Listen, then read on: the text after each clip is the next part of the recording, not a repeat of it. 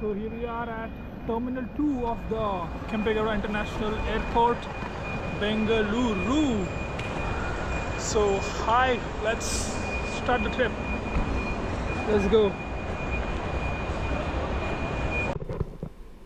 This was my very first international flight and I was very excited, and since the destination was Japan, it added to the excitement.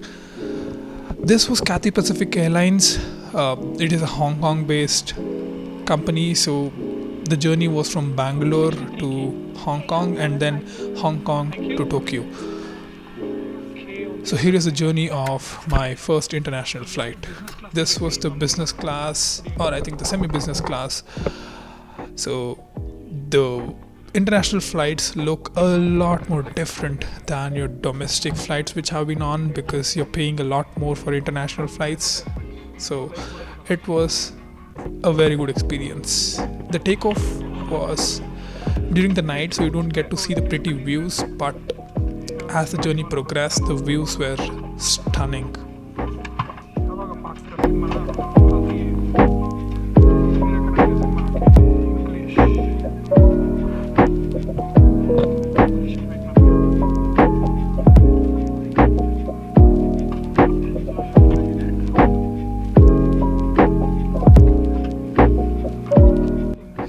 ಒಂದು ದೇಶದಿಂದ ಇನ್ನೊಂದು ದೇಶಕ್ಕೆ ಪ್ರಯಾಣ ಮಾಡುವಾಗ time zone change ಆಗುತ್ತೆ ಅಂತ ಪುಸ್ತಕದಲ್ಲಿ ಓದಿದ್ದು. ನಾನು ಫ್ಲೈಟ್ ಹತ್ತಿದ್ದು ರಾತ್ರಿ 2 ಗಂಟೆಗೆ. ಸೊ ಫ್ಲೈಟಲ್ಲಿ ಕೂತು 2-3 ಅವರ್ ಆದಮೇಲೆ ನ್ಯಾಚುರಲ್ ಆಗಿ ಬೆಳಗ್ಗೆ ಆಗುತ್ತೆ, ಬಟ್ ಇಲ್ಲಿ ಮಧ್ಯಾಹ್ನ ಆಗಿಬಿಟ್ಟಿತ್ತು because time zone change. So ಅದನ್ನು ನೋಡಿ I was stunned. This is the first time jet lag ಅಂದರೆ ಏನು, ಟೈಮ್ ಝೋನ್ ಚೇಂಜ್ ಆಗೋದ್ರೆ ಅಂದ್ರೇನು ಅನ್ನೋದು ಅರ್ಥ ಆಯಿತು. ಹಾಗೆ ನೀವು ಸ್ಕ್ರೀನ್ನಲ್ಲಿ ರಿಯಲ್ ಟೈಮ್ ಆಗಿ ಫ್ಲೈಟ್ ಎಲ್ಲಿ ಹೋಗ್ತಾ ಇದೆ, ಯಾವ ಆ್ಯಂಗಲಲ್ಲಿ ಹೋಗ್ತಾ ಇದೆ, ಫ್ಲೈಟಿನ ಕ್ಯಾಮ್ರಾ ಕೂಡ ನೋಡ್ಬೋದು ಹೆಂಗೆ ಹೋಗ್ತಿದೆ ಅಂತ. ಫ್ಲೈಟ್ ಮೇಲ್ಗಡೆ ಕ್ಯಾಮ್ರಾ ಇಟ್ಟಿರ್ತಾರೆ, ಕೆಳಗಡೆ ವೀಲ್ಸ್ ಹತ್ರ ಕ್ಯಾಮ್ರಾ ಇಟ್ಟಿರ್ತಾರೆ. You can look at all of that. ನೋಡ್ತಾನೆ we reached Hong Kong. We were landing one of the most beautiful and expensive cities in the world. But ನನಗೆ ಇದ್ದಿದ್ದು only 2 hours of layover. ಅಂದರೆ ಈ ಫ್ಲೈಟಿಂದ ಇಡೋದು ಇನ್ನೊಂದು flight ಹೋಗೋದ್ರ ಮಧ್ಯದಲ್ಲಿ I only had 2 hours. So you don't have time to explore or go out. So all of my time was spent in changing from this flight to another flight ಅಷ್ಟೇ. ಒಂದು ಫ್ಲೈಟಿಂದ ಇಳಿದು ಇನ್ನೊಂದು ಕನೆಕ್ಟಿಂಗ್ ಫ್ಲೈಟಿಗೆ ಹೋಗ್ತಾ ಇದ್ದೀನಿ. ಇಲ್ಲಿ ಲಗೇಜನ್ನೆಲ್ಲ ಹಿಡ್ಕೊಂಡು ನಡೆಯೋ ಕಷ್ಟ ಆಗುತ್ತೆ ಅಂತ they have given an escalator. So ಈ ಎಲ್ಲ ವಿಡಿಯೋಗಳನ್ನು ನಾನು ಗೋಪ್ರೋ ಕ್ಯಾಮ್ರಾದಲ್ಲಿ ರೆಕಾರ್ಡ್ ಮಾಡಿರೋದು, and the camera was given to me by my good friend Sahana. Big thanks to her. ಆದರೆ ಗೋಪ್ರೋನಲ್ಲಿ ಆಡಿಯೋ ಮ್ಯಾನೇಜ್ ಮಾಡೋದು ಇಷ್ಟು ಕಷ್ಟ ಅಂತ ಗೊತ್ತಿರಲಿಲ್ಲ, ಹೀಗಾಗಿ ತುಂಬ ಕಡೆ ಆಡಿಯೋದಲ್ಲಿ ಬ್ಯಾಕ್ಗ್ರೌಂಡ್ ನಾಯ್ಸ್ ಬಂದಿದೆ. That is why I am giving this voice over. ಬೇರ್ ವಿತ್ ಮೀ. ಇಲ್ಲಿ ನೋಡಿ, ಇಲ್ಲಿ ಹಾಂಗ್ಕಾಂಗಲ್ಲಿ ಫಾರ್ ಸಮಥಿಂಗ್ $1,380 ಹಾಂಗ್ಕಾಂಗ್ ಡಾಲರ್ಸ್ ಅಂತ ಬಂದಿದ್ದಾರೆ. ಇದನ್ನು ನೀವು ಇಂಡಿಯನ್ ರುಪೀಸಿಗೆ ಕನ್ವರ್ಟ್ ಮಾಡಿದಾಗ 15,000 ಆಗುತ್ತೆ. ಏನಪ್ಪ ಇದು ಚಿಕ್ಕ ಐಟಮ್ಸಿಗೆ 15,000 ಅಂತ ನನ್ನ ತಲೆ ಹಾಳು ಮಾಡಿಕೊಂಡು ಹೋಗ್ತಾ ಇದ್ದೆ ನಾನು. ನನ್ನ ಫ್ಲೈಟ್ ಹತ್ತು ಹೋಗೋಣ ಅಂತ. ಇನ್ನೊಂದೆಲ್ಲ ಇದೆ 7 to 9 ಮುಂದೆ. That is 9, this is 8. So the journey from Hong Kong to Tokyo was from this platform, and the flights were here. NRT is Narita Airport in Tokyo. That is where I'm going. Valgalli, Koojalli, Chandavara, Kadtoka, Hebbankere. ಫ್ಲೈಟಲ್ಲಿ ಏನಾದರೂ problem ಆದಾಗ ಹೆಂಗೆ mask ಹಾಕ್ಕೊಳ್ಳೋದು, ಹೆಂಗೆ life jacket ಹಾಕ್ಕೊಳ್ಳೋದು ಅಂತೆಲ್ಲ ಮುಂಚೆ ಗಗನಸಚಿವರು ನಿಂತ್ಕೊಂಡು ತೋರಿಸ್ತಿದ್ರು. ಇವಾಗ just ಸ್ಕ್ರೀನಲ್ಲಿ ತೋರಿಸ್ಬಿಡ್ತಾರೆ international ಫ್ಲೈಟಲ್ಲಿ. ತುಂಬ ಜನ ಈ ಗಗನಸಚಿವರು ಅದನ್ನು ತೋರಿಸೋದನ್ನ ವಿಡಿಯೋ ಎಲ್ಲ ಮಾಡ್ಕೋತಾರೆ ಅನ್ನೋ ಕಾರಣಕ್ಕೆ. Got the Indian food for lunch. ಕೆಳಗಡೆ ಮೈ ಸೀಟ್ ನಂಬರ್ 2 ಪೀಸು ಚಪಾತಿ ರೋಟಿ ಥರ ಇದೆ. ಇಲ್ಲಿ ಅನ್ನ, ದಾಲು, ಇಲ್ಲಿ ಆಲೂ ಗೋಬಿ, ಇದು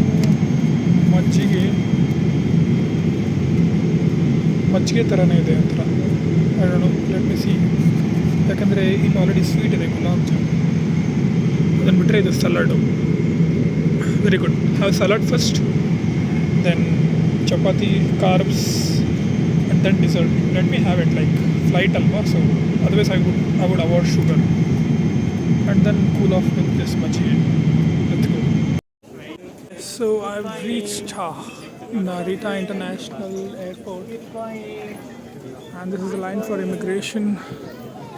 It's full of people, and this is me, and I made a friend. Say hi. Hello, hi.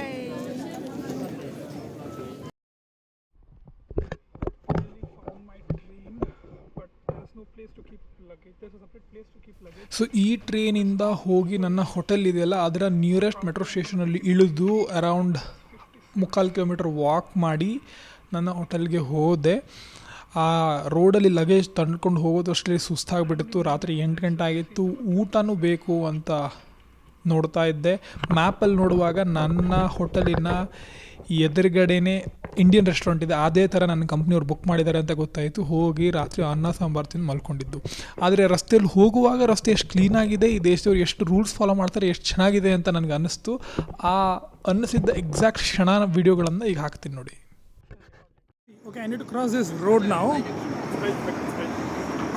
It's red for passengers, ಎದುರುಗಡೆ green for the cars. So when that becomes green, ಆ ಕಡೆಯಿಂದ ಜನ ಬರ್ತಾರೆ, ಈ ಕಡೆಯಿಂದ ನಾನು ಹೋಗ್ತೀನಿ.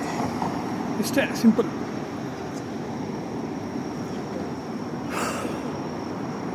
ಕಾಯ್ತಾ ಇದ್ದೀಬೇಕು ಅಷ್ಟೇ. ನಿಂತ್ಕೊಂಡು ನೋಡ್ಕೊಂಡು ಕಾಯ್ತಾ ಇರಿ. ಇದನ್ನು ದಾಟ್ ಸ್ವಲ್ಪ 4 ಬಿಲ್ಡಿಂಗ್ ಆಚೆ ಹೋದರೆ ಹೋಟೆಲ್. ಹೂ ಬೇವ್ರು ಇಳಿತಾ ಇದೆ. I don't know if okay it's green. ಎಲ್ಲರೂ ನಡೀತಾ ಇದ್ದಾರೆ ಅಷ್ಟೇ. ಗ್ರೀನ್ ಆಯಿತು, ನಾನು ಹೋಗ್ತಾ ಇದ್ದೀನಿ. ಪುಷ್ದ ಲಗೇಜ್ ಹೋಗ್ಯಾವ. 30 ಕೆ ಜಿ ತೊಳ್ಕೊಂಡು ನೋಡಿ ಹಿಂಗೆ ಚೆಂದಾಗಿ ನಿಂತ್ಕೊಂಡಿದ್ದಾರೆ.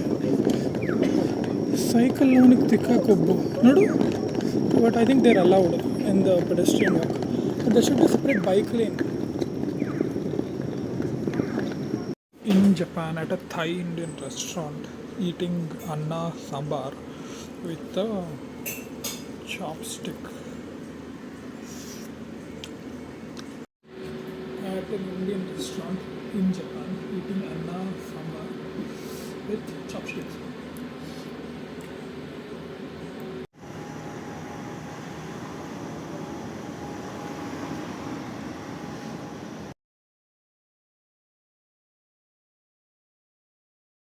If you see here, there is a baby. This is a mother who is picking up her children from school. So there's a baby in front.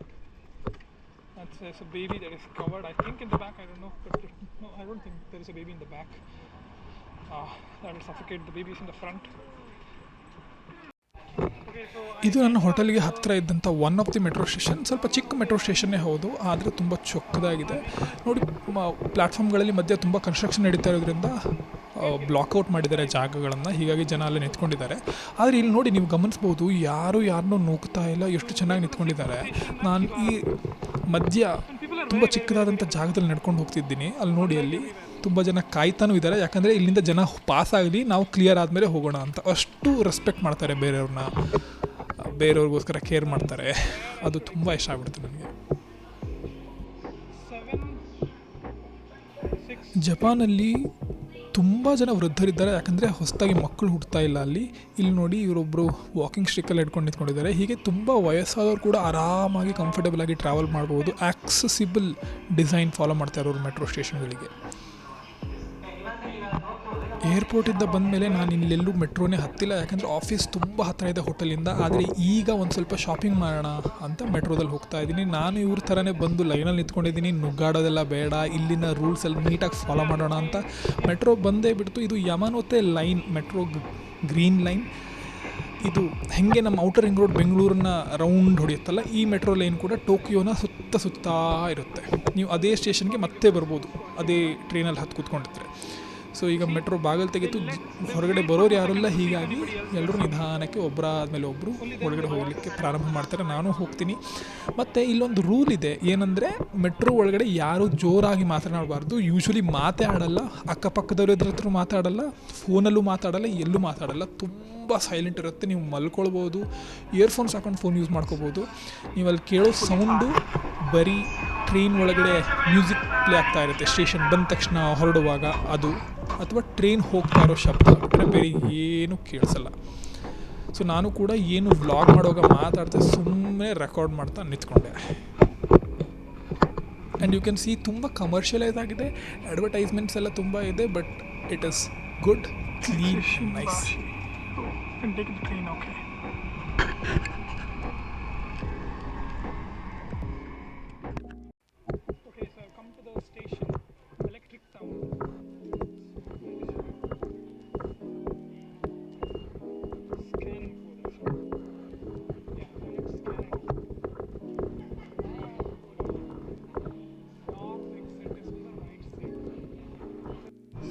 ನಾನಿವಾಗ ಬಂದಿರೋದು ಬಿಗ್ ಕ್ಯಾಮ್ರಾ ಅಂತ mega electronics store. ಇದರಲ್ಲಿ electronics ಐಟಮ್ನಲ್ಲಿ ಜಗತ್ತಲ್ಲಿ ಏನೇನಿದೆ ಎಲ್ಲ ಸಿಗುತ್ತೆ.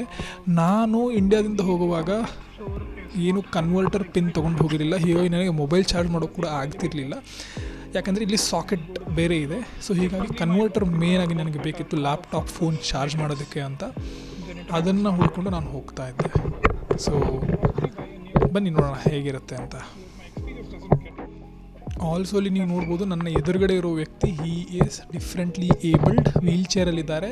ಅವರಿಗಾಗಿ ಎಷ್ಟು ರೆಸ್ಪೆಕ್ಟ್ ಕೊಡ್ತಾರೆ. ವೀಲ್ ಚೇರ್ ಇದ್ದರೂ ಕೂಡ ಎದುರುಗಡೆ ಇರೋರು ಬರೋದಕ್ಕೆ ಕಾದುಬಿಟ್ಟು ಅಲ್ಲಿರೋ ಸ್ಟಾಫ್ ಅವರನ್ನು ತುಂಬ ಪ್ರೀತಿಯಿಂದ ಒಳಗಡೆ ಕಳಿಸ್ತಾರೆ.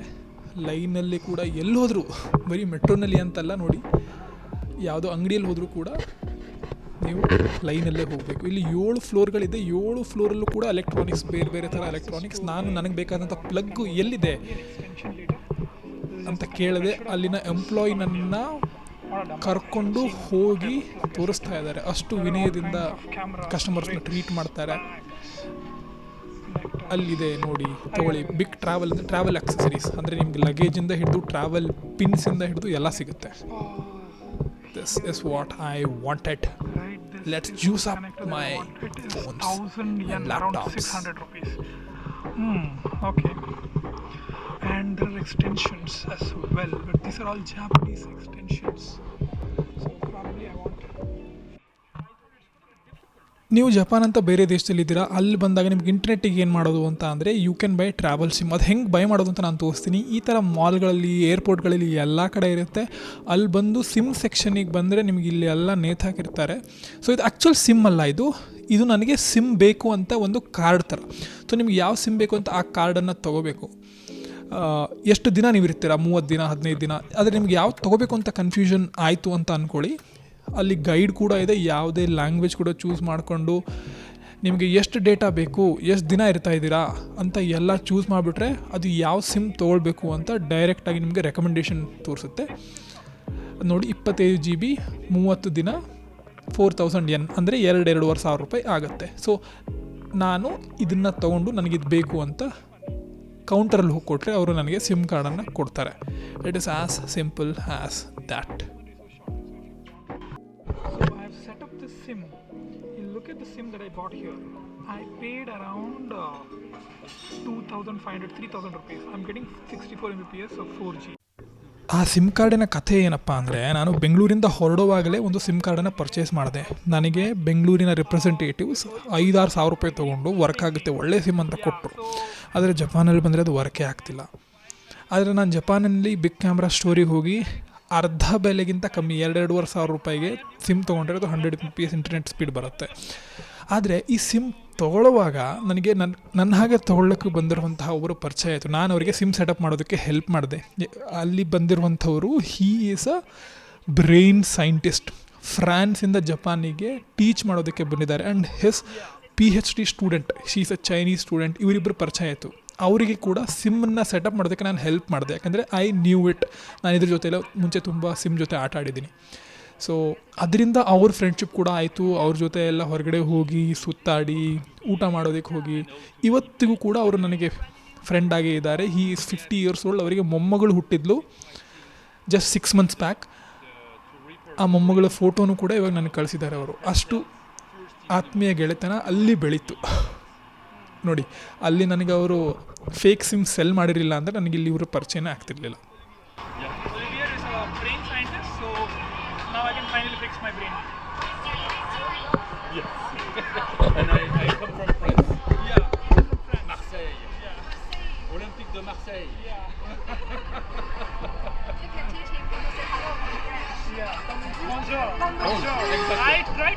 French. I was planning to move to Canada. So Oh yeah, to I- Quebec. Yeah. To Quebec, okay. So Excellent. it was difficult for me. So yes. Yeah. I know, it's a pain. It's a real pain.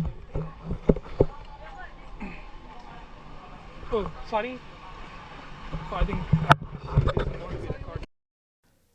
ಸಡನ್ನಾಗಿ ಇಲ್ಲಿ ಮುಖ ಮುಚ್ಕೊಂಡು ನಿಂತಿರೋ ಹುಡುಗಿರು ಯಾರು, ಇವಳು ಒಬ್ಬಳೇ ಎಲ್ಲ ಇವಳ ಥರ ತುಂಬ ಜನ ಲೈನಲ್ಲಿ ನಿಂತಿದ್ರು. ನಾನೇನು ನಮ್ಮೂರಲ್ಲಿ ಯಕ್ಷಗಾನದ ವೇಷ ಹಾಕಿದಾಗ ಯಾರೋ ವೇಷ ಹಾಕೊಂಡು ನಿಂತ್ಕೊಂಡಿದ್ದಾರೆ ಅಂತ ಅಂದ್ಕೊಂಡ್ರೆ ಆಮೇಲೆ ಗೊತ್ತಾಯಿತು ಜಪಾನಲ್ಲಿ ಜನ ಕೆಲಸ ಮಾಡಿ ಮಾಡಿ ಮಾಡಿ ಮಾಡಿ ಸುಸ್ತಾಗಿಬಿಟ್ಟಿದ್ದಾರೆ. ಆ್ಯಂಡ್ ತುಂಬ ಜನ ಲೋನ್ಲಿ ಆಗಿಬಿಟ್ಟಿದ್ದಾರೆ, ಯಾರೂ ಮದುವೆಗೆ ಆಗ್ತಾ ಇಲ್ಲ, ಮಕ್ಕಳು ಹುಡ್ತಾ ಇಲ್ಲ.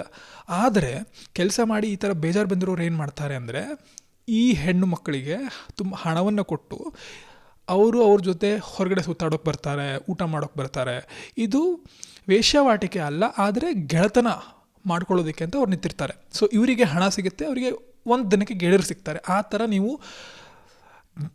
ಹುಡುಗ ಹುಡುಗಿನ ಗೆಳೆಯ ಗೆಳತಿಯಾಗಿ ಬುಕ್ ಮಾಡ್ಕೊಳ್ಬೋದು ಸರ್ವೀಸು. ಹೇಗೆ ಕ್ಯಾಬ್ ಬುಕ್ ಮಾಡ್ತೀವಲ್ಲ ನಾವು, ಹಾಗೆ ನೀವು ಅಜ್ಜ ಅಜ್ಜಿನ ಕೂಡ ಬುಕ್ ಮಾಡ್ಕೋಬೋದು. ಒಂದು ಅಜ್ಜಿ ಬಂದು ನಿಮಗೆ ನಿಮ್ಮ ಅಜ್ಜಿ ಥರ ಒಂದಿನ ಕತೆ ಹೇಳಿ ಅಡುಗೆ ಮಾಡಿಕೊಡ್ತಾರೆ. ಆ ಥರ ಎಲ್ಲ ಸರ್ವೀಸಸ್ಗಳು ಜಪಾನಲ್ಲಿದೆ.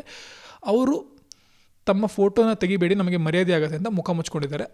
ಯಾರು ಅವ್ರ ಫೋಟೋನ ತೆಗಿಯಲ್ಲ. ನನಗೆ ಇನಿಷಿಯಲಿ ಗೊತ್ತಿರಲಿಲ್ಲ ಅವ್ರು ಯಾಕೆ ನಿಂತ್ಕೊಂಡಿದ್ದಾರೆ ಅಂತ. ನಾನು ತೆಗೆದೆ, ಆಮೇಲೆ ಸಾರಿ ಅಂತ ಹೇಳಿ ಮುಂದ್ಗಡೆ ಹೋದೆ. ಹಿಂದ್ಗಡೆ ಪೊಲೀಸು ಅಲ್ಲಿ ನಿಂತಿದ್ದಾರೆ ನೋಡಿ. ಇದರೊಂದಿಗೆ ಈ ವಿಡಿಯೋನ ಇಲ್ಲೇ ಮುಕ್ತಾಯ ಮಾಡ್ತಾ ಇದ್ದೀನಿ. ಯಾಕೆಂದರೆ ವಿಡಿಯೋ ತುಂಬ ಲೆಂತಿ ಆದರೂ ಕೂಡ ಯಾರೂ ನೋಡೋಕ್ಕೆ ಇಷ್ಟಪಡಲ್ಲ. ಆದರೆ ನಾನು ಲೆಂದಿ ಮಾಡ್ತಾ ಇದ್ದೀನಿ, ಯಾಕಂದರೆ ಇದನ್ನು ನಾನು ಕ್ಲೋಸ್ ಫ್ರೆಂಡ್ಸ್ ಆ್ಯಂಡ್ ಫ್ಯಾಮಿಲಿಗೆ ಮಾತ್ರ ಶೇರ್ ಮಾಡೋಣ ಅಂತ ಅನ್ಕೋತಿದ್ದೀನಿ. ಹೀಗಾಗಿ I will be documenting my whole journey. So ನಿಮಗೆ ಟೈಮ್ ಇದ್ದರೆ ಪೂರ್ತಿ ವಿಡಿಯೋ ನೋಡಿ, ಇಲ್ಲ ಅರ್ಧ ನೋಡಿ. ಆದರೆ if I am sharing it to you, it means I consider you as a friends and family. So I will meet you in the next video. ನಾನು ಈ ಹೊಸ ಗೆಳೆಯರ ಜೊತೆ ಸಿಟಿನ ಎಕ್ಸ್ಪ್ಲೋರ್ ಮಾಡಿದ್ದು, ರಾಮನ್ ತಿನ್ನಕ್ಕೆ ಹೋಗಿದ್ದು, first time Raman eating experience and everything ಆ ವಿಡಿಯೋದಲ್ಲಿ ನೋಡೋಣ.